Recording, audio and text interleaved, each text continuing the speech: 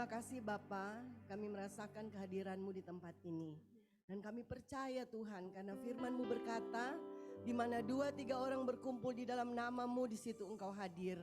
Tuhan, di mana ada orang-orang yang merindukan Engkau, di mana ada orang-orang yang mencintai Engkau, di mana ada orang-orang yang haus dan lapar akan Engkau, Engkau ada di situ Tuhan. Terima kasih buat kehadiran-Mu Tuhan.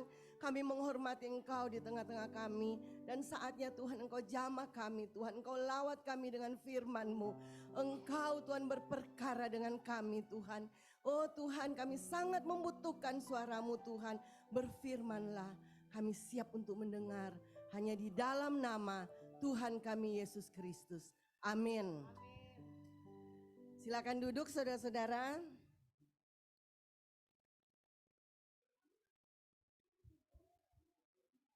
Pastikan ya semua bisa dapat tempat duduk.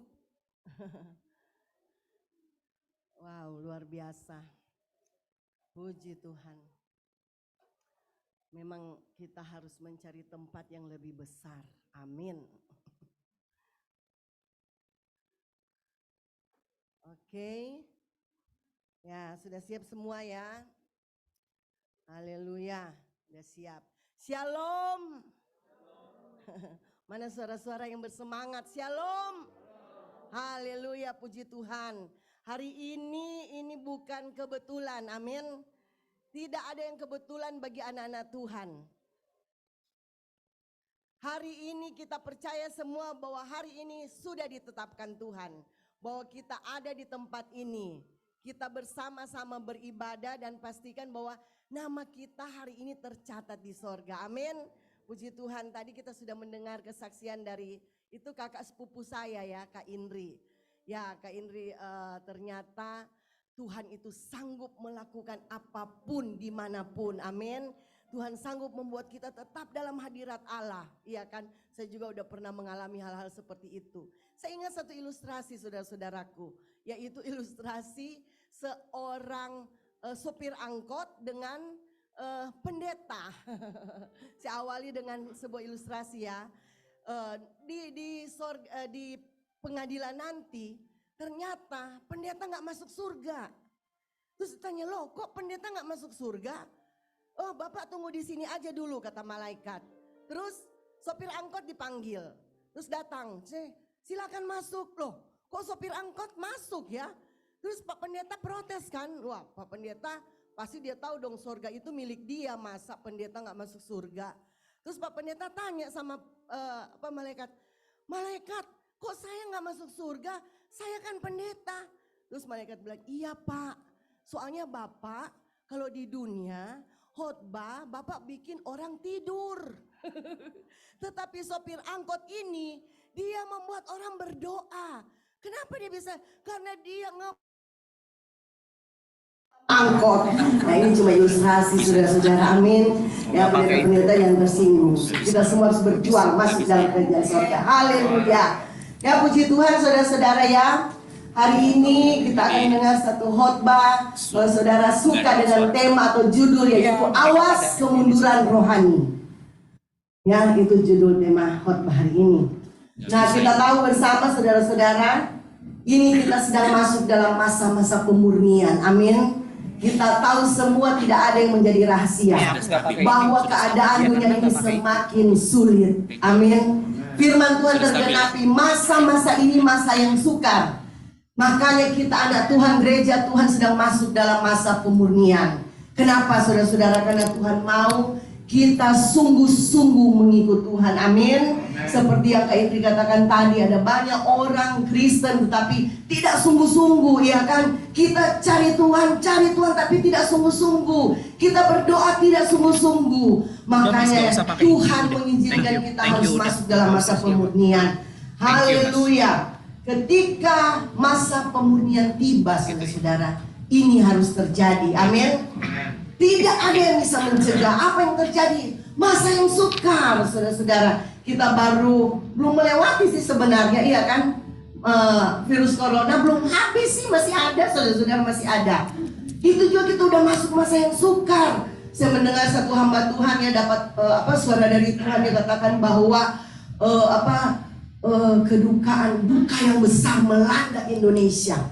Dan terjadi kan saudara-saudara, saya pun melihat bagaimana depan rumah satu hari paling sedikit 5 ambulans lewat di depan rumah saya. Dan orang meninggal itu sudah gak ada artinya, kita udah biasa. Inilah masa-masa yang sukar, kita masih hidup ini, puji Tuhan, amin. Kita masih hidup ini bukan karena Tuhan lebih sayang kita dari mereka loh. Iya kan? Bukan karena itu. Saya mau katakan lagi, sekali lagi saya sudah pernah katakan di mana-mana bahwa saat saya sedang duduk-duduk dengan teman-teman saya ya di depan rumah, tiba-tiba ada satu teman saya berkata begini, waduh puji Tuhan ya, orang-orang mati, kita ini masih hidup katanya. Kita masih hidup, bayangkan hamba-hamba Tuhan meninggal ini, aduh kok kita sudah kesana kemari naik motor, kadang nggak pakai masker, kita masih hidup. Puji Tuhan ya, Tuhan Yesus baik. Terus hati saya langsung gitu kan, langsung kayaknya rasanya nggak adil gitu, nggak adil. Terus saya bilang, terus sepertinya Roh Kudus, saya dapat kesan roh gitu ya, bahwa saya bicara begini, tapi hati-hati loh, kita ini masih hidup bukan karena Tuhan lebih sayang kita dari mereka, amin. Kita nih masih ada bukan karena kita lebih suci dari mereka. Coba lihat orang yang meninggal. Yang awal meninggal tuh hamba-hamba Tuhan loh. Hamba-hamba Tuhan besar di Bandung. Mereka diurapi Tuhan luar biasa. Terus kenapa mereka meninggal? Karena Tuhan gak sayang sama mereka? Enggak. Karena memang sudah waktunya, saudara-saudara, amin. Bukan karena corona itu hanya alat. Tapi memang mereka sudah selesai tugas mereka di bumi ini, amin. Karena hidup dan mati kan di tangan Tuhan. Iya kan? Tapi kita yang masih hidup bukan karena kita menjaga protokol kesehatan dengan baik, kita minum vitamin, kita olahraga, itu penting banget saudara-saudara. Tapi itu karena Tuhan masih berikan kita kesempatan untuk berubah. Karena kenapa? Karena dalam diri kita tuh masih banyak hal-hal yang kotor, masih banyak hal-hal yang najis, yang tidak benar, yang Tuhan mau kita bersihkan semuanya, amin. Kita tuntaskan sehingga Tuhan mau panggil kita pulang ke sorga, iya kan? Nah, kita ada di bumi ini jangan enak-enak saudara-saudara, amin. Jangan mau dewi, ya kan, mau kita sendiri. Tadi malam sebelum tidur saya sempat lihat WA, ada WA yang masuk dari satu persekutuan doa. Di situ ada video tanggal 23 September. Di situ video itu saudara-saudara, seorang wanita ada di PIK yang di bagian yang oriental gitu ya, yang tempat rumah makan oriental. Mereka suami istri keluarga lagi menari-menari saudara-saudara, lagi menari-menari, dan orang wanita yang menari-menari itu disuting pas kelihatan banget ya gitu. Lagi menari, nggak ada bilang mukanya kelihatan sakit atau apa, nggak ada, lagi nari, tiba-tiba blek jatuh gitu, jatuh mentah. Dan jatuh itu udah gak sadar diri, udah dikasih mati, meninggal. Wow, ya kan? Maut itu ada di mana-mana, amin. Kita gak ngerti kapan kita pulang, saudara-saudara. Makanya kita harus persiapkan diri setiap hari, ya kan? Kita masih ada hari ini, oh Tuhan jangan sampai saya berbuat dosa, iya kan? Kalau pas Tuhan izinkan masalah, tekanan, keadaan yang rumit datang kepada kita, mari pintar-pintarlah kita kuasai diri, amin. Kuasai diri kita, ingat Tuhan ada di samping kita. Kalau toh kita kebablasan, iya kan, sempat ingat, oh Tuhan ampuni saya. Berjuang lagi. Jangan pernah menyerah, jangan pernah berhenti. Karena Tuhan gak lihat awal, Tuhan lihat akhir, amin. Dia lihat akhir, haleluya. Nah, Tuhan mau kita sungguh-sungguh. Tetapi di lain pihak ada oknum, yaitu siapa saudara-saudara? Iblis. Dia terus menyerang setiap orang percaya agar menjauh dari Tuhan. Jadi selain diri kita pribadi, Roh Kudus ada juga satu oknum, yaitu iblis. Jadi ini iblis kerjanya apa? Membunuh, mencuri, dan membinasakan. Jadi kalau saudara sudah merasa hati tidak damai sejahtera, itu iblis sudah mulai berkuasa atas hidup kita. Dia mulai ambil sukacita kita. Dia bunuh sukacita kita. Dia curi sukacita kita. Dia bunuh rohani kita dan dia binasakan kehidupan kita. Itu pekerjaan iblis, saudara-saudara. Jadi cepat kembali dan bertobat. Dalam Wahyu 12 ayat 12 dikatakan di sini begini. Saudara boleh lihat ya, kalau bisa baca. Saya mau baca dengan cepat ya untuk ayat ini. Wahyu 12 ayat 12. Karena itu bersukacitalah hai sorga dan hai kamu sekalian yang diam di dalamnya. Celakalah kamu hai bumi dan laut, karena iblis telah turun kepadamu dengan geramnya yang dahsyat, karena ia tahu bahwa waktunya sudah singkat. Saudara-saudara, tolong kita resapi benar-benar firman ini ya. Iblis tahu, saudara-saudara. Iblis tahu waktunya sudah singkat. Nah, yang jadi masalah, anak-anak Tuhan kadang lupa diri, saudara-saudara. Kita nggak ngerti kalau waktu ini singkat. Sudah dekat kedatangan Tuhan, iblis bekerja keras. Kita santai, iya kan? Santai hidup. Kayaknya kita nggak isi dengan apapun.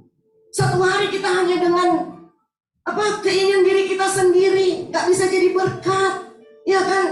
Nggak bisa melayani orang, nggak bisa nolong orang. Biar aja dia. Saya dia orang Manado, saudara. Biar aja dia dengan kesusahannya sendiri. Untung kita tidak seperti itu. Ini tidak benar, saudara-saudara. Amin.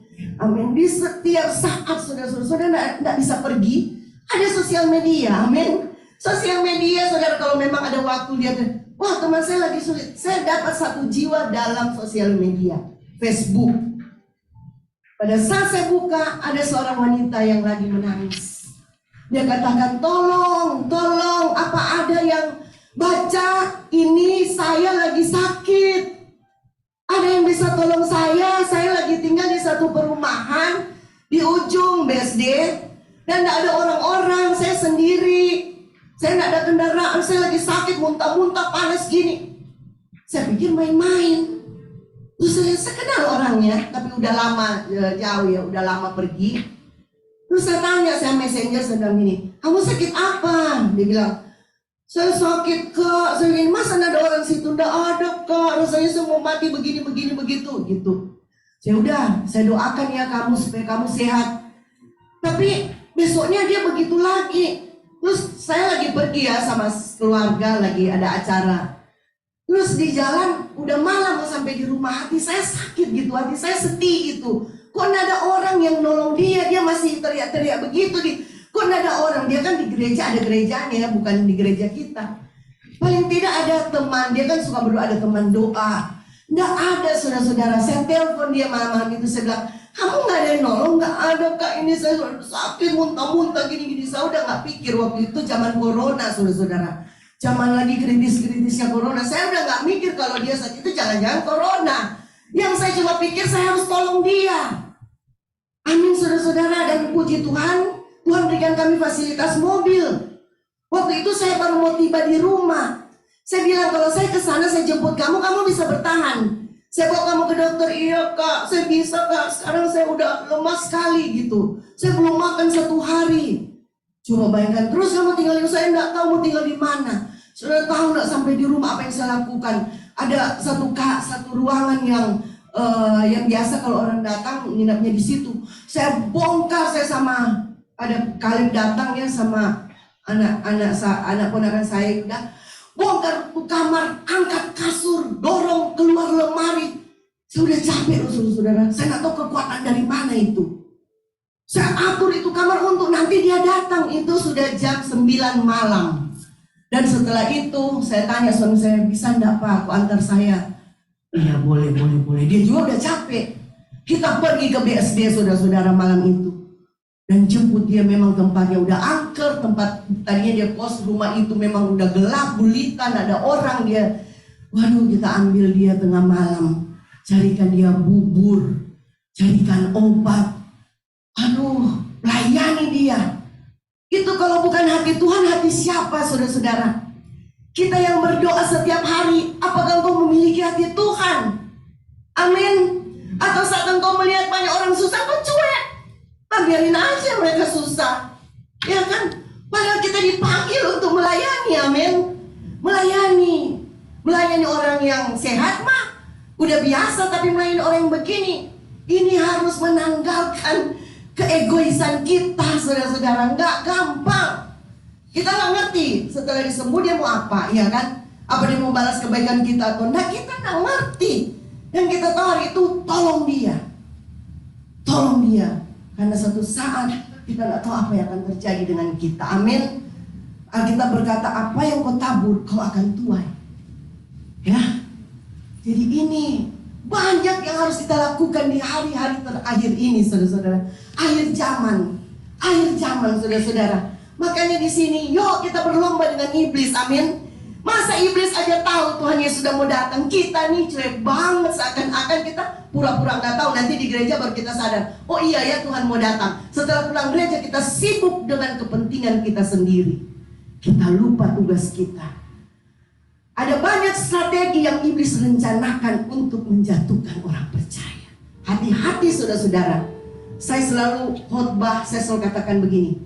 Saat engkau mulai menerima Yesus Kristus sebagai Tuhan dan Juru Selamatmu secara pribadi, saat itu engkau sudah mengangkat senjata untuk berperang dengan iblis. Amin.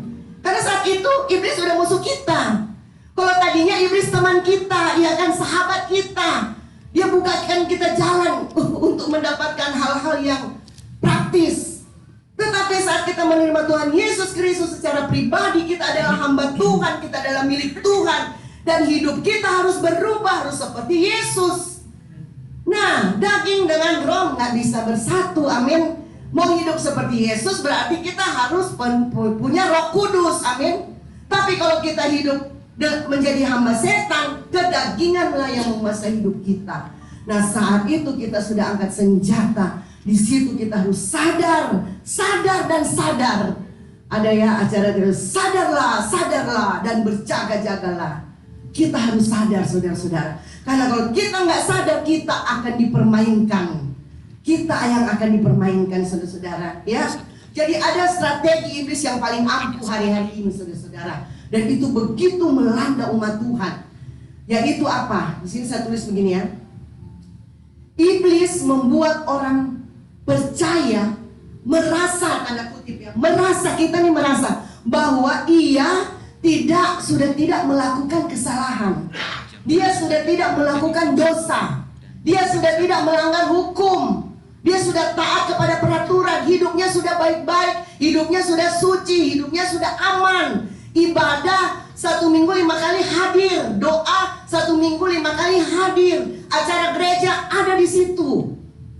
Apalagi ya kan, kita merasa sudah, it's okay, kita udah baik, kita sudah bagus. Sehingga di titik itu kita akan merasa nyaman, saudara. Nyaman dengan diri kita, nyaman dengan keadaan. Kita anggap kita sudah ada di dalam Tuhan. Tapi saudara-saudara, di titik ini sadar atau tidak sadar, kita sedang menuju kepada kematian rohani. Sudah tidak ada lagi gairah dalam hidup kita. Kita udah stagnasi biasa-biasa aja, udah nyaman, udah ada di zona nyaman. Kalau kita ke gereja belum tentu kan kita ketemu Tuhan, saudara-saudara. Ketemu pendeta iya, tapi ketemu Tuhan belum tentu loh. Saya pernah alami. Kenapa saya ngomong? Karena saya dulu pernah ke gereja, cuma lihat-lihat orang di gereja. Pendeta khotbah saya lama sekali lama sekali. Saya sudah bayangkan nanti sebentar makan apa ya. Apakah sifat begitu ketemu Tuhan, saudara-saudara? Nggak mungkin kan? Hati-hati saudara-saudara, ini hal-hal kecil. Kita nggak usah lihat orang yang di luar yang nggak kenal Yesus. Gereja Tuhan yang akan mengalami pemurnian yang pertama. Amin. Wah, kalau kita nggak siap saudara-saudara, kita akan menderita dan tidak ada yang bisa tolong kita, karena sudah tidak ada kesempatan lagi. Menjelang kedatangan Tuhan akan terjadi 2 hal, saudara-saudara. Pertama, saya tulis ini, ada orang-orang Kristen yang mundur. Saudara lihat kan, banyak ya. Karena masalah-masalah ini banyak yang mundur. Kadang-kadang kita, ayo ke gereja. Aduh malas. Soalnya kita sudah biasa offline. Di rumah duduk di kursi, angkat kaki gak kelihatan di layar, iya kan? Sambil makan kacang gak kelihatan. Tutup layar kita tidur sambil dengar firman. Ya iya memang udah keadaan udah begitu, ya kan? Tuhan juga ngerti keadaan kita. Udah nggak apa-apa. It's okay, saudara-saudara ya. Tetapi ada juga orang-orang Kristen yang murtad, banyak saudara-saudara. Banyak. dan dipublikasikan. Di YouTube coba saudara lihat, paling banyak itu dipublikasikan bagaimana orang-orang Kristen yang ke sana. Banyak saudara-saudara. Nah, 1 Timotius 4 ayat 1 sampai 2 bisa dimunculkan ayatnya, saya baca. Tetapi Roh dengan tegas mengatakan bahwa di waktu-waktu kemudian ada orang yang akan murtad lalu mengikuti roh-roh penyesat dan ajaran-ajaran setan.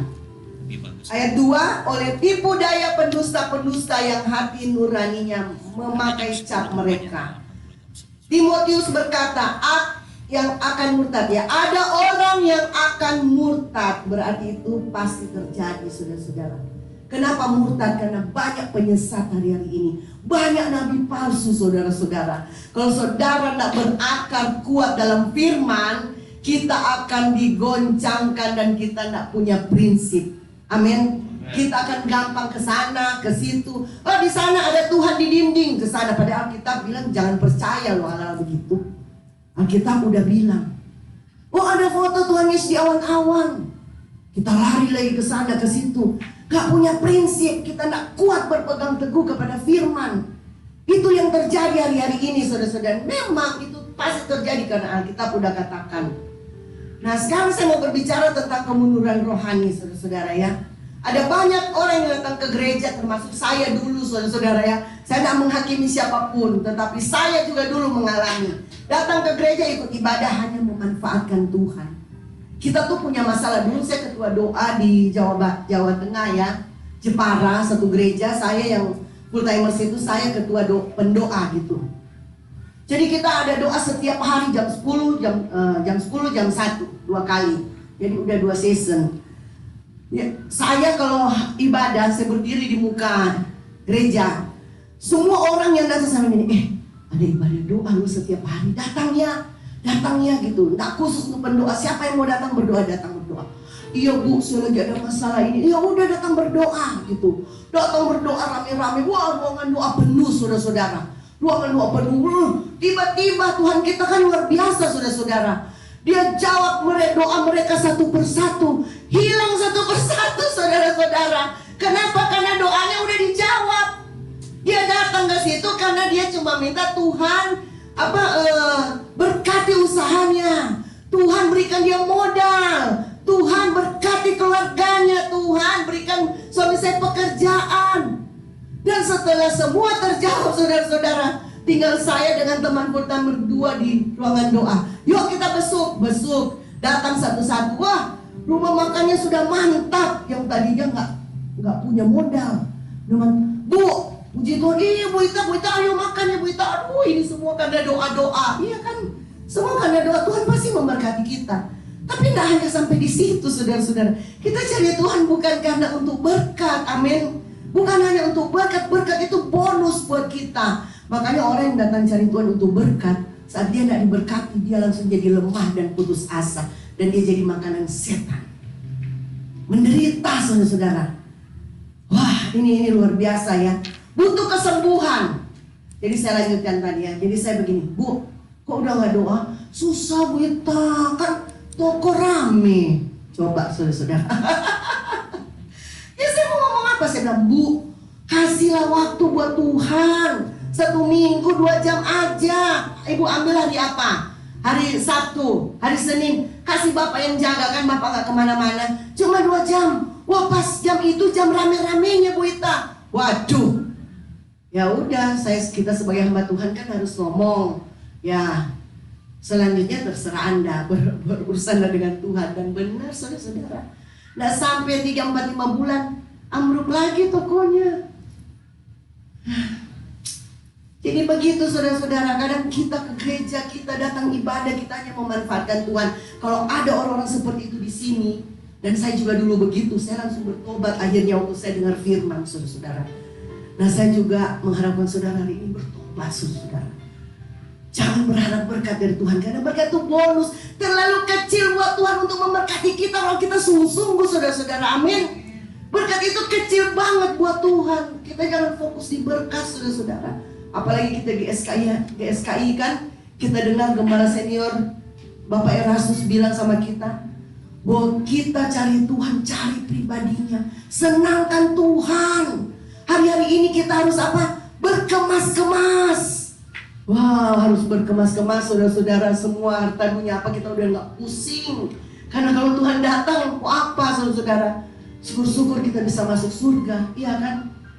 Orang benar aja ya, suami saya kalau orang benar aja hampir-hampir tidak diselamatkan. Aduh. Tapi itu gak salah saudara-saudara. Itu buat orang yang baru kanak-kanak rohani, ya kan? Kita datang sama Tuhan waktu pertama, pasti kita ada punya maksud dan tujuan. Gak apa-apa. Tapi setelah kita udah dapat, terus bertumbuh, naik. Amin. Naik terus naik. Sampai kepada keintiman. Kita harus menjadi mempelai Kristus. Yang tidak lagi bicara, apa yang kau berikan untukku. Tetapi saya ingat ya, pesan suami saya. Kemarin waktu ponakan sepupu menikah. Ditanya sama suami, apa nasihatnya om? Katanya, dua pihak ini harus saling membahagiakan. Tidak ada yang boleh menuntut. Yang satu tidak boleh nuntut, suami tidak boleh. Istri saya aja yang layani saya, kan saya sudah begini. Yang suami nggak boleh nuntut, istri juga nggak boleh nuntut. Siapa yang lebih dulu bisa membahagiakan, dia langsung lakukan. Itu katanya. Begitu juga kita dengan Tuhan. Kalau kita menikah dengan Tuhan, kita kan calon mempelai ini. Belum mempelai, masih calon. Sekarang kita dalam penantian. Penantian apa saudara-saudara? Mempelai akan datang. Kalau mempelai datang, baru kita akan menjadi pengantin wanita. Nah sekarang pengantinnya lagi ngapain saudara-saudara? Aduh saudara-saudara, maaf ya, saya udah keluar jauh dari teks. Saya udah keluar jauh, tapi saya biarkan Roh Kudus bekerja. Amin. Sekarang pengantinnya lagi ngapain saudara-saudara? Kalau kita mau mempersiapkan pesta pernikahan, kita mau menikah, iya kan? Paling tidak kita apa? Persiapkan diri, amin. Persiapkan diri untuk hari pernikahan nanti. Bagaimana kita bisa menyenangkan calon pengantin kita. Bagaimana dia semakin terpesona dengan kita, amin. Esther, saudara ingat Esther? Siapa Esther, saudara-saudara? Esther adalah wanita biasa. Ya kan, dia seorang wanita biasa, tetapi kenapa dia dipilih untuk menjadi ratu dari Raja Ahasuerus? Karena Tuhan punya maksud dan tujuan. Sama dengan kita, saudara. Kita siapa dulu ini? Saya dulu siapa, saudara? Saya dulu, sebelum saya melayani Tuhan, sebelum saya bertobat, tak ada orang lihat saya. Malah kalau saya datang ke rumahnya, aduh, dia datang lagi ya, paling pinjam uang atau apa ya, ngegosip atau apa. Nggak ada yang terima saya, saudara-saudara. Makanya waktu saya bertobat pertama kali, saya ingat ya, adik saya ajak saya Jakarta, ajak saya ke gereja. Saya nggak mau ke gereja, saudara-saudara. Saya bosan, ngapain sih ke gereja? Saya dari gereja Protestan dulu ya. Saya biasa aja, nggak rasa apa-apa. Terus ada saya, ayo tak, Ita, nama saya Ita. Selain begini, ayo ini saya, aduh kesel juga ya. Ya udah ke gereja. Pas masuk pintu gereja, saudara, ini pentingnya buat penerima tamu. Ini penting banget kalau kita mau jangkau jiwa-jiwa. Saya babi salamin sama ibu-ibu. Halo, apa kabar bu? Bagaimana kabar hari ini? Ada orang yang terima saya loh. Iya kan? Nah di luar sana banyak orang yang tertolak loh saudara-saudara. Mereka bersembunyi. Mereka gak mau diketahui orang. Karena orang tahu siapa mereka. Dan mereka hidup dalam dosa terus-menerus sampai dihancurkan oleh setan. Nah ini tugas kita loh, amin. Ini tugas kita hari-hari ini. Waktu saya masuk dan ibu itu menjabat tangan saya nangis. Saya kayak orang bodoh-bodoh karena barusan saya diterima saudara. Saya masuk, badan saya udah gemetar. Kan dia tempat ibadahnya kayak bioskop ya. Saya turun tangga itu hampir jatuh. Terus adik saya yang sekarang udah jadi pendeta gembala di Bone, di Makassar Bone, dia yang berdua dengan saya, dia pegang tangan saya, sini kak. Saya duduk di tempat duduk, saya nangis terus. Saya nangis terus, cuma karena apa? Bukan saya mengalami hadirat Tuhan saudara-saudara. Bukan Tuhan bicara sama saya, karena saya disalamin seorang ibu dengan muka senyum yang luar biasa. Sebuah penerimaan itu saudara-saudara. Kalau ada orang yang berdosa, terikat dengan dosa, datang di rumahmu, jangan tolak saudara-saudara. Amin. Terima dia, terima, karena saat engkau menerima dia, disitulah dia merasakan kasih Kristus. Terima dia dengan tulus. Itu satu pelayanan saudara-saudara. Wow, saya duduk saudara-saudara, dan waktu itu saya alami Tuhan di tempat itu.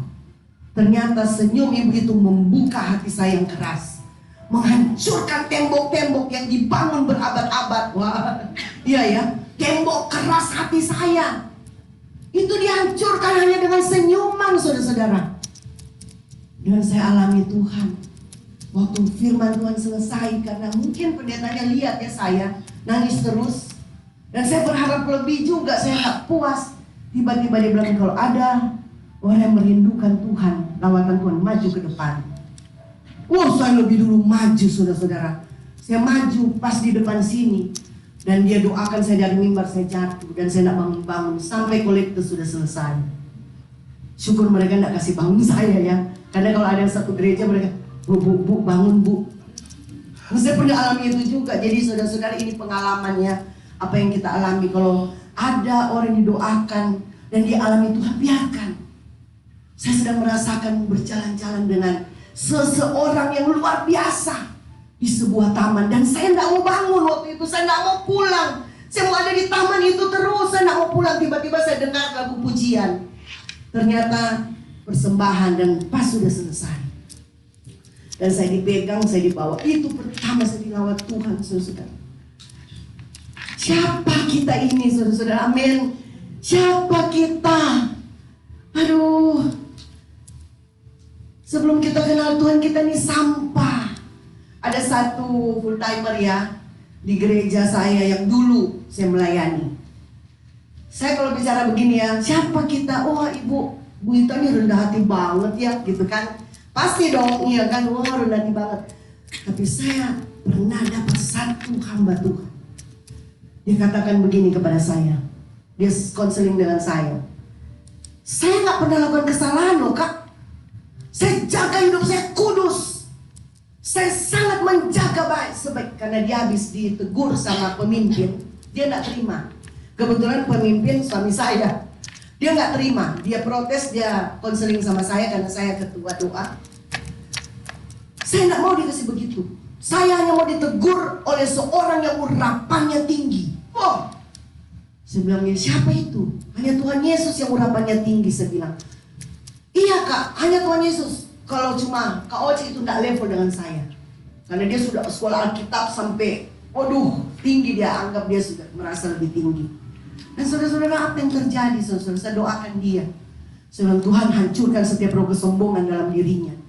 Apa yang terjadi saudara-saudara? Beberapa bulan kemudian, hati saya sakit setiap melihat dia.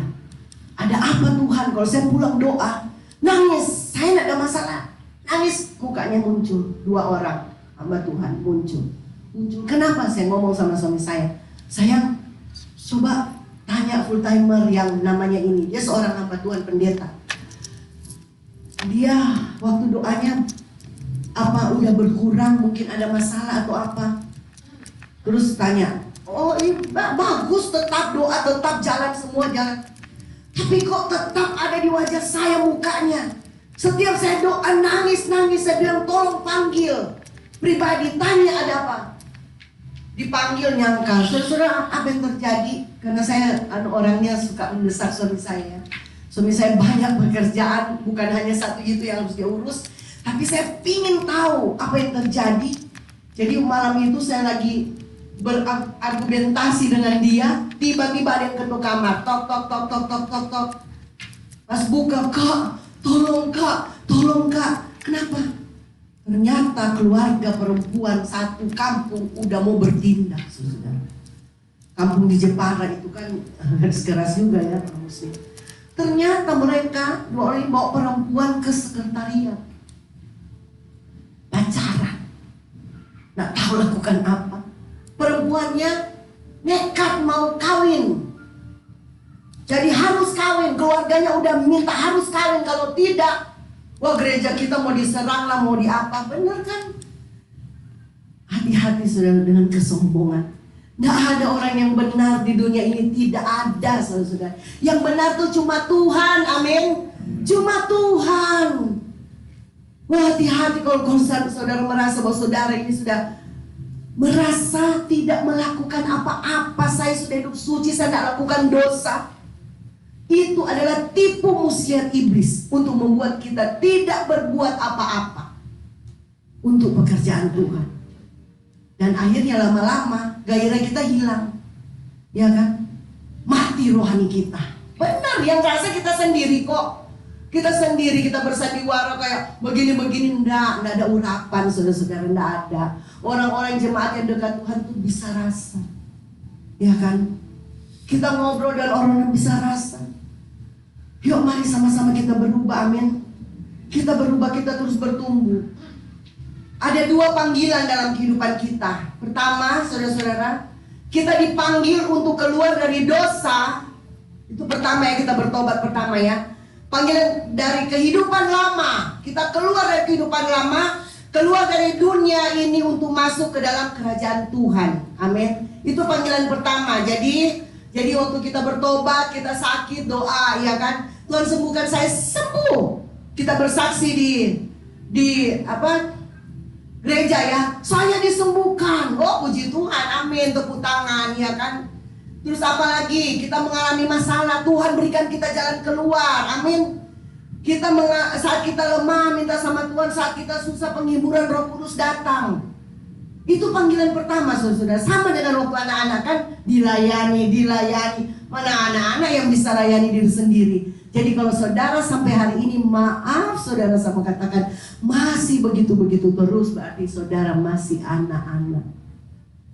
Bukan saya bilang tidak boleh meminta, Alkitab aja bilang mintalah maka aku akan berikan.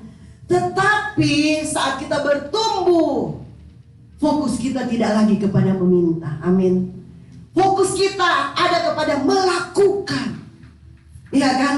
Saat kita mulai bertumbuh, saudara-saudara, saat kita mulai menjadi dewasa, saat kita mulai, itu cucu saya ya, saya saksikan ya saudara-saudara. Setiap pagi, saya dan suami saya mempersiapkan cucu saya ke sekolah. Karena dia tinggal di rumah. Jam 4 pagi kami berdua bangun, berdoa pribadi, berdoa dulu menyembah Tuhan sampai jam 5. Dan jam 5 kami langsung putar doa Pak Eras sambil bikin air panas, sambil bikinkan dia makanan untuk ini semua. Sambil nggak ada yang kita lakukan, kita duduk doa nyembah. Habis air panasnya masak, dia bawa ke kamar mandi. Begitu setiap hari. Satu saat ini baru kemarin dulu ya, suami saya, Abe yang ini mana? Nih, ini bajunya sini, opa bikin, kasih bagus. Ini Abe mau ambil apa-apa, opanya ambilkan, karena kan sayang banget gitu kan. Mau ini Abe, udah opa Abe aja, udah sini biar cepat. Maksudnya biar cepat saudara-saudara, karena dia nggak terlambat. Tetapi kalau begitu-begitu terus nih anak ini nggak tahu apa-apa kan. Terus aku liatin begini terus di hatiku begini. Begitu juga kalian dengan Tuhan. Kenapa kalian mengalami penderitaan? Kenapa kalian mengalami masa-masa sulit? Sebenarnya Tuhan lagi melatih kita untuk mandiri, saudara-saudara. Itu bicara dalam hati saya. Sambil saya lihat mereka berdua lagi. Ini bicara dalam hati saya. Coba lihat. Kadang Jujuk, aduh sakit, Oma nggak bisa masuk, buku saya sakit. Kita juga dengan Tuhan begitu. Kadang kita, aduh gimana ya, ini kan masalah, ada jalan keluar, sakit. Tuhan lihat aja. Tuhan bilang, kau pasti bisa. Itu cuma masalah sepele kok. Dan itu nanti kau akan lakukan ke depan, kau harus lakukan sendiri. Saat ini engkau harus lakukan. Kalau tidak mulai dari sekarang, kapan kau akan menjadi dewasa? Amin. Kenapa? Karena Tuhan mau kita jadi orang yang kuat, saudara-saudara. Bagaimana orang lemah melayani orang lemah? Gak bisa kan? Yang harus melayani orang kuat. Kuat apa, saudara-saudara? Kuat di dalam roh. Amin. Wah, ini penting sekali buat kita di hari-hari terakhir ini, saudara-saudara. Dan di situ saya dapat, Tuhan, iya ya. Kenapa kau sekarang ada dalam masa penderitaan? Karena saya mau kau lakukan hal-hal ini sekarang. Kau jangan bersandar kepadaku, tapi aku ada. ada di situ. Jadi saat kita mengalami masa yang sukar, saudara-saudara, Tuhan ada di situ loh. Tuhan sedang amati kita, Tuhan sedang lihat kita. Wow, saya bilang terima kasih Tuhan. Terima kasih kita nggak sendiri. Banyak hal yang saya dengan suami saya lewati ya saudara. Banyak, kadang mau menyerah. Kadang bukan lagi mau menyerah, sudah mau menyerah. Ya, saya kadang bilang, sayang, mungkin panggilanmu bukan gembala kali. Saya bilang, udah lepasin aja. Selain gembala kita masih bisa melayani kok. Kadang ada rasa kasihan gitu loh saudara-saudara. Bagaimana perjuangan kami berdua. Kadang nggak ada ya ini bukan, ini biasa lah sebenarnya ya. Ini biasa. Padahal Tuhan ada di situ gitu. Cuma kan kita kadang mengalami itu rasanya nggak kuat gitu. Tapi kok terus-terus berarti Tuhan bilang harus. Terus alami sampai kau jebol, iya kan? Sampai kau udah nggak mempermasalahkan tentang makanan, tentang pakaian, tentang hal-hal lahiriah, kau udah gak permasalahkan. Terus besoknya saudara-saudara saya doa. Subuh-subuh kami berdua penyembahan. Saya suka main gitar kalau penyembahan, sekalipun gak ada kuncinya. Saya berdua nyanyi. Pas lagu ya. Lingkupiku dengan kuasa-Mu di saat badai bergelora. Ku akan terbang bersamamu. Terus saya dapat begini, seperti ada suara yang bicara sama saya begini. Ya, itu yang aku tunggu dari engkau anakku. Engkau tidak akan keluar dari masalahmu tanpa engkau terbang lebih tinggi. Yang aku mau saat ini, engkau harus terbang lebih tinggi bersamaku. Engkau harus ada di atas masalah. Engkau tidak boleh ada di ini masalah, engkau ada di sini. Ini sejajar. Oh, saya kuat kok kalau saya kesaksian ya saudara-saudara. Saya sekarang sama suami ada masalah. Ada masalah ya, masalah kehidupan kita dalam keluarga ya. Kalau saya kesaksian, mereka tanya begini, Kak, apa yang kakak gumulkan? Apa ya? Terlalu banyak masalah. Sampai saya nggak tahu. Jadi saya merasa saya itu ada sejajar dengan masalah. Artinya saya masih kuat, ya kan? Tapi saya masih terbawa dengan suasana masalah itu, saudara-saudara. Itu memang kalau kita dalam Tuhan, ya kita tidak ada di bawah, kita udah ada di atas, tapi bukan di atasnya masalah. Karena kita masih merasakan masalah itu. Kita masih terbawa dengan emosi masalah itu. Yang Tuhan mau, kita harus naik lebih tinggi, saudara-saudara. Nggak usah peduli Tuhan bilang apa. Masalahmu itu adalah masalahku. Saya nangis terus, saya doa. Masalahmu itu masalahku. Mulai saat ini kau tidak perlu peduli dengan masalahmu. Biarin itu masalahku. Masalahmu itu urusanku. Yang kau harus lakukan, kau harus terbang lebih tinggi. Terbang lebih tinggi, terus terbang lebih tinggi. Itu yang harus kau lakukan hari-hari ini. Oh, saya bilang terima kasih Tuhan. Terima kasih buat peneguhan demi peneguhan. Saya ini orang yang suka pandang enteng, saudara-saudara. Kalau saya dikasih tugas, saya banyak dikasih tugas sama suami. Pelayanan, khotbah di sini, khotbah di sini. Pertama saya terima, saudara-saudara. Karena setahu saya bisa. Tapi di saat udah dekat-dekat, kalau saya sibuk, saya udah hilang fokus. Udah hilang fokus dan saya langsung nyerah. Orang saya langsung nyerah. Langsung saya pikirkan, suami saya kan gembala gitu ya, pendeta setiap hari pasti siap firman. Wah, kau aja deh, saya berdoa syafaat di sampingmu. Cari gampang, saudara. Tapi Tuhan ternyata tidak mau itu. Tuhan tidak mau itu. Tuhan mau pakai kita secara pribadi, amin. Kita nggak boleh nebeng kepada suami. Oh, opa saya pendeta loh. Oh, itu opamu, kau bukan pendeta, ya kan? Kita setiap pribadi harus berjuang. Harus berjuang masing-masing, nggak boleh nebeng. Masing-masing. Saudara-saudara, ingat, ada serangan-serangan iblis yang sepertinya nggak kelihatan, saudara, iya kan? Sepertinya ini masalah gampang, masalah sepele, tetapi itu membuat rohani kita mati, membuat gairah kita, dan membuat kita nggak berbuat apa-apa. Saudara yang udah biasa melayani, yang udah biasa sungguh-sungguh sama Tuhan, di saat saudara mengalami itu penderitaan loh, saudara-saudara, amin. Saudara pernah rasakan, dan itu penderitaan buat saudara. Dan saudara harus mulai dari awal lagi. Awal lagi. Dan kita tidak naik-naik level. Kita tidak pernah naik. Kita di situ terus. Malah turun naik. Kayak ular tangga, saudara. Makanya saya sharing sama suami saya bilang, Pak, yuk kalau kita mau maju, saya temani. Tapi maju yang benar. Begitu juga dengan orang-orang yang saya mau. Kalau kamu mau maju yang benar, saya temani. Kita sama-sama menderita untuk Tuhan, amin. Kita habis-habisan untuk Tuhan, karena kita percaya Tuhan tidak akan membiarkan kita, amin. Tuhan cuma mau lihat keberanian kita, saudara-saudara. Berani nggak kita mau lakukan firman Tuhan? Bukan percaya, yang mempercayakan hidup kita kepada Tuhan. Sekalipun tidak makan, sekalipun tidak ini, tidak itu, masih bisa bertahan nggak sampai jawaban doa itu datang? Berani enggak? Wow, saudara-saudara, ini enggak gampang. Kalau Pak Erastus bilang ini proses bertahun-tahun. Bisa saja hari ini kita menang, besok kita kalah. Iya kan? Tetapi dikatakan jangan pernah menyerah. Amin. Jangan menyerah, saudara-saudara. Ya, saya sampaikan juga ya. Tadi panggilan pertama, kedua, panggilan pertama ya, kita anak-anak rohani. Tapi masalahnya bukan hanya untuk itu kita mengikut Yesus, ya kan? Bukan untuk itu, saudara-saudara. Kalau dalam tabernakel, saudara tahu enggak tabernakel?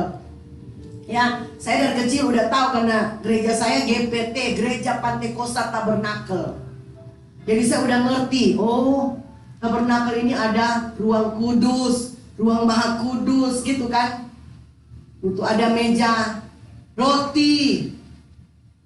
Ada ya, ada di Alkitab biasa di belakang itu ada gambarnya. Kalau dalam tabernakel, panggilan pertama bagi orang yang percaya seperti pindah dari halaman luar ke tempat kudus. Itu dalam tabernakel ya. Karena di tempat kudus itu ada apa? Yang tadi kita minta itu semua ada, saudara. Kita bisa dapat. Ada meja roti sajian, ada di situ, ada kandil emas, ada mesbah dupa ukupan, doa dan penyembahan kita. Tetapi saudara-saudara, kita harus next level. Nah, yang sama selesaikan di sini aja.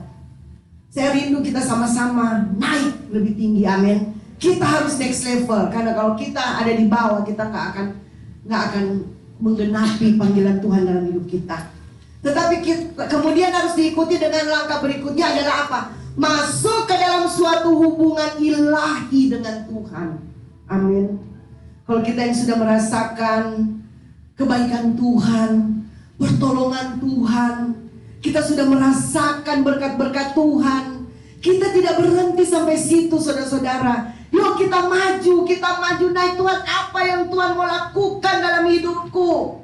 Tuhan, apa yang Tuhan mau kerjakan lewat hidupku untuk dunia ini? Amin, saudara-saudara. Wah, luar biasa ya. Di sini kita menjalin hubungan yang intim. Intimacy with the Lord. Ini berbicara seberapa dalam kita mengasihi Tuhan dan apakah Tuhan juga mencintai kita. Saya percaya kalau kita mengasihi Tuhan, Tuhan tahu kok ya. Tuhan, sebelum kita mengasihi Tuhan, Tuhan tuh udah mencintai kita, saudara-saudara. Amin. Cuma Tuhan menunggu kita mengasihi Dia dengan cinta yang agape, bukan cinta eros, saudara-saudara. Ada lagu berkata begini ya. Kalau ku hidup bagimu, hatiku tetap menyembahmu. Dunia tak bisa menjauhkanku dari kasihmu. Amin. Ada satu hamba Tuhan yang saya kenal, saudara. Dia sungguh-sungguh di dalam Tuhan, tetapi dia kalah sama dunia, saudara. Kalau di gereja dia menang, tetapi saat dia keluar, dia kalah, saudara. Bagaimana dia menyombongkan diri. Dia bilang, saya mau menginjil, orang-orang harus bertobat. Tapi apa yang terjadi, saudara? Dia ke bar, dia ke diskotik, dia ke pub. Seakan-akan dia mau cari jiwa, malah dia yang kesedot ke sana, saudara. Ya, ini komitmen saudara-saudara. Ini pilihan kita. Amin. Apakah kita mau menyenangkan Tuhan atau kita mau menyenangkan kedagingan kita, ego kita? Tuhan gak maksa kita loh saudara-saudara. Amin. Tuhan kasih pilihan kepada kita. Pilihlah pada hari ini berkat atau kutuk. Wah, ini luar biasa ya saudara-saudara. Di saat godaan itu datang, di saat kita melakukan pilihan, disitulah kita tahu cinta kita kepada Tuhan. Amin. Orang gak tahu saudara, tapi kita sendiri tahu. Di saat sesuatu itu datang di depanmu, apakah engkau mengambil atau tidak, hanya kita yang tahu. Amin. Dan di situ malaikat berdoa syafaat buat kita. Jangan ambil, jangan ambil, jangan ambil kalau ini dosa. Kita bilang ambil nak ya, ambil nak ya. Asli Tuhan gak lihat. Padahal kita tahu Tuhan tahu loh saudara-saudara. Tapi kadang gak nyata. Pendetanya gak ada, orang-orang di sekitarku gak ada. Aku lakukan gak malu kok, gak ada yang tahu. Saat kita ambil ini, di saat itulah kita tahu saudara-saudara, kita mengasihi Tuhan atau tidak. Amin. Amin. Jangan cuma di mulut, kasih itu adalah tindakan. Haleluya. Jadi saat kita masuk ke ruang Maha Kudus saudara-saudara, kita akan mengalami keintiman dengan Tuhan. Disitulah kita merasakan kita adalah calon-calon mempelai Kristus. Syaratnya Tuhan, syaratnya saudara-saudara, kita lihat ya.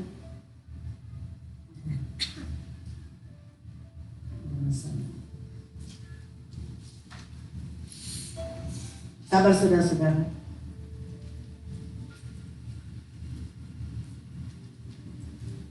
Dua panggilan ya. Pertama panggilan untuk keluar dari kehidupan yang lama. Kedua panggilan untuk intim dengan Tuhan.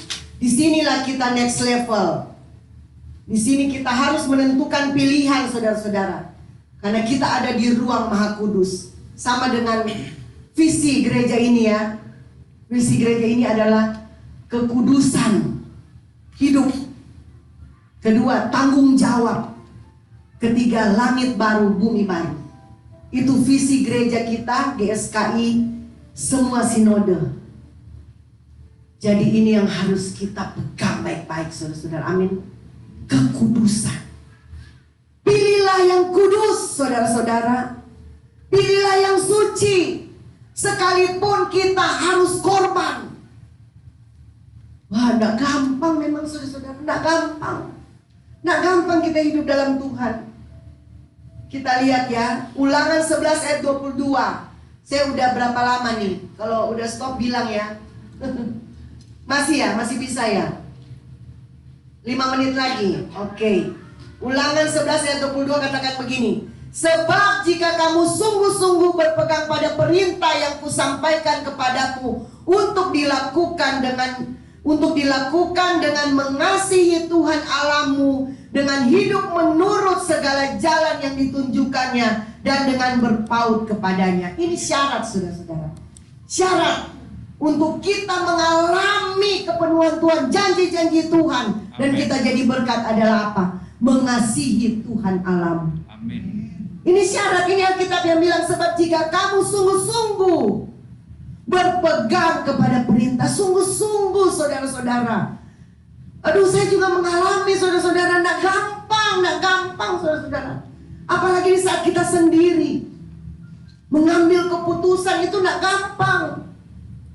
Tapi kita baca firman ini ya, jika kamu sungguh-sungguh berpegang pada perintah yang kusampaikan kepadamu dan lakukan, pegang dan lakukan dengan mengasihi Tuhan. Kenapa kita lakukan saudara-saudara? Karena kita mengasihi Tuhan. Amin.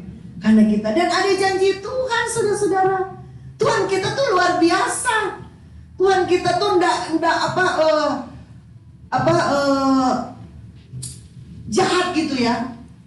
Enggak, dia katakan di ayat 23 sampai 25 dia katakan begini. Ini janji, tadi syarat, ini janji. Maka Tuhan akan menghalau segala bangsa ini dari hadapanmu.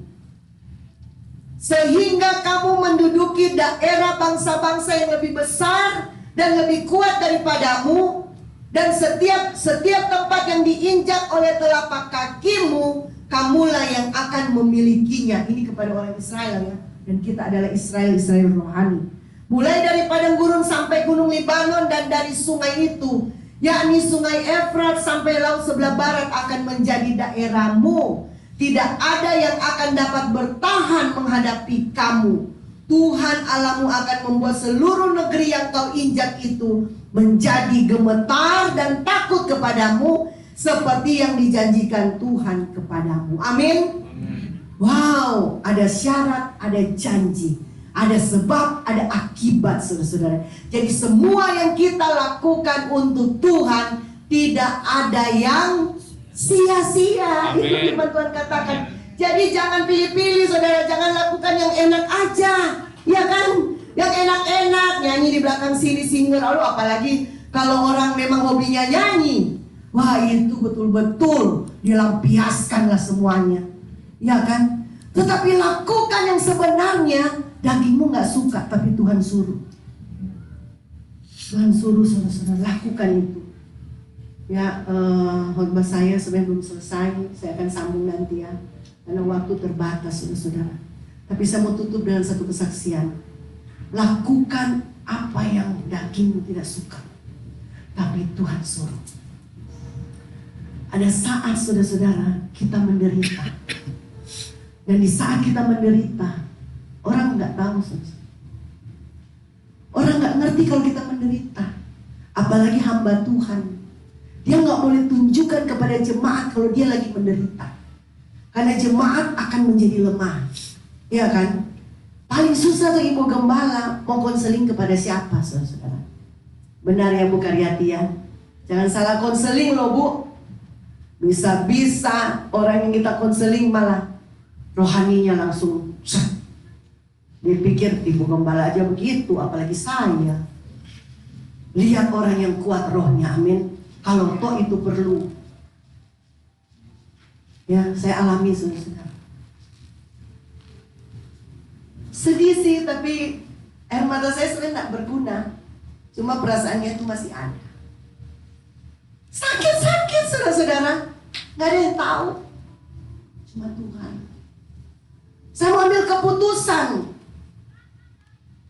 Kalau bagi orang dunia keputusan itu benar, saudara-saudara. Saya bisa lakukan itu. Saya udah bertindak hal-hal yang bisa saya lakukan untuk mengatasi masalah saya yang berat itu. Tetapi saya tidak bisa menghilangkan masalah itu dalam diri saya. Saya tidak tahu harus ngomong sama siapa, saudara-saudara. Tapi suatu saat saya datang sama Tuhan. Memang saya selalu datang sama Tuhan. Di saat saya udah gak tahan sekali, akhirnya saya larinya ke Tuhan. Saya larinya ke Tuhan. Ada satu saat saya mau bicara sama adanya saudara sister saya. Tapi mungkin Tuhan gak izinkan waktu itu. Karena saya udah gak kuat sekali, saya telepon dia. Kau ada di mana? Dia bilang, aduh Kak, saya lagi. Oh, Tuhan gak izinkan. Saya bergumul sendiri. Dan satu saat, saudara, saya nangis sama Tuhan. Saya bilang, Tuhan, saya gak sanggup. Kalau saya ambil keputusan, ada orang-orang di sekitar saya akan mengalami ini. Akan ada dampak, saudara-saudara. Jadi mari kalau kita mau melakukan sesuatu, saudara-saudara, hitung baik-baik ya. Hitung, karena kita gak hidup untuk diri kita sendiri. Sama dengan Tuhan Yesus. Tuhan Yesus kalau dia boleh pilih, dia gak mau disalib. Gak mau.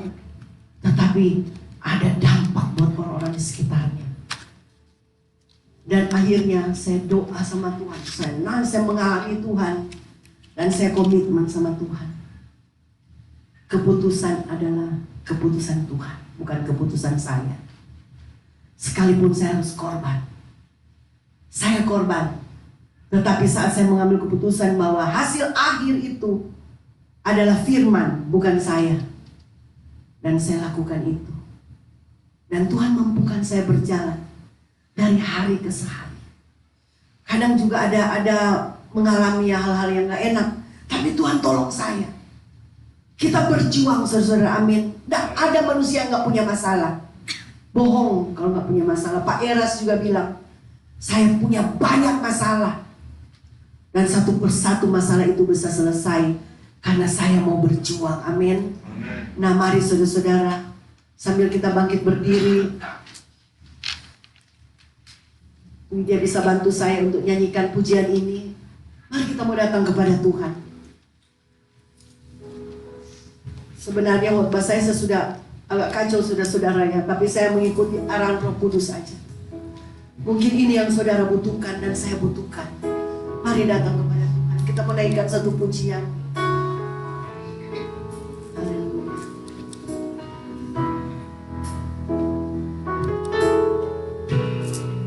Katakan kepada Tuhan saudara. Pulihkan aku Tuhan dalam sisa hidupku ini. Segarkan jiwaku selalu oleh kuasa firman dan Roh. Hatiku Tuhan, ubah hatiku Tuhan untuk lebih mengasihi-Mu, amin. Mengutamakan Kau Yesus lebih dari dunia ini. Yang ku ingini Engkau saja, tinggal dalam kehendak rencana-Mu. Pisahkan diriku dari dunia ini, semakin ku dapat kerajaan-Mu. Oh Tuhan Yesus, kerinduan hatiku, menyerahkan ternilai harga milikku. Keindahan-Mu mengubahkan dunia. Di mataku Engkau termulia. Tuhan Yesus, Tuhan Yesus, kerinduan kami Tuhan, ini hati kami.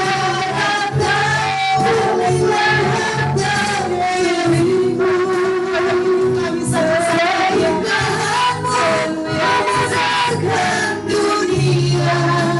Di mataku Engkau termulia. Mari kita doa saudara. Ambil beberapa menit, beberapa saat ini. Mari kita berurusan dengan Tuhan. Jangan tinggalkan tempat ini saudara-saudara, kalau kau tidak berurusan dengan Tuhan.